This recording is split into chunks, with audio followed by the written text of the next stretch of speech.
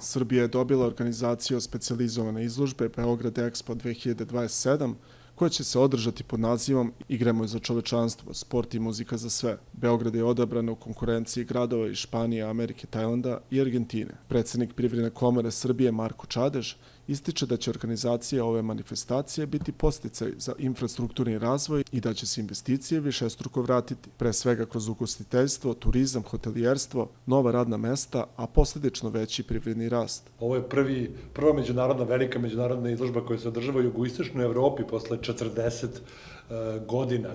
Govorimo naravno o milionima ljudi. Očekuje se predstavljanje više od 100 zemalja, a ukupan procenjeni direktan ekonomski efekat Expo 2027 je 600 miliona evra, a indirektan 500 miliona evra. Procenjuje se da prihodi mogu da idu i do otprilike milijardu, nešto više od milijardu evra. Neprocenjivi mogu da budu zaista rezultati ovog događaja, počevši od onih direktnih, dakle, u samoj pripremi događaja do 2027. u realizaciji, pa potom i u efektima događaja po praktično svaki segment naše privrede. Kao najvažniju korist od izložbe u Privrednoj komori Srbije vide dolazak stranih kompanija koji su zainteresovane da u Srbiji otvore predstavništva za Evropu, nove poslove za domaće kompanije, kao i najmoderniji sajamski kompleks koji će biti izgrađen u Beogradu.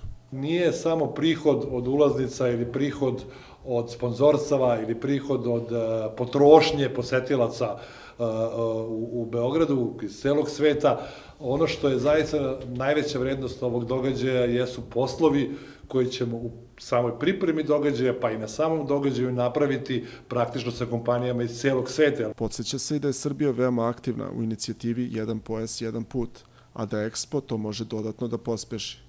Kineske kompanije za prijatelje iz Kina, ovo može da bude veliki događaj i tako da kažem, njihova šansa da za mnoge kompanije koje to do sada nisu uradile dođu i postave svoj strateški centar, svoje strateško mesto ovde za celu Evropu. Vidi se šansa i za zaradu nakon izložbe. Naravno, ono što posle Expo ostaje jeste možda, ja siguran sam, najmoderniji, najlepši i najveći sajamski prostor, verovatno u jugoistočnoj Evropi sigurno, a jedan od najvećih i u Evropi, i to nam omogućava da budemo praktično sajamski centar koji može posle da se meri sa Frankfurtom ili Minhenom ili drugim velikim Ženevom. Očekuje se da Expo u Beogradu poseti oko 4 miliona ljudi, a poslednja izložba ovog tipa u regionu jugoistočne Evrope održana je 1991. godine u bugarskom Plovdivu. Ovo je prva organizacija takve manifestacije na teritoriji Zapadnog Balkana.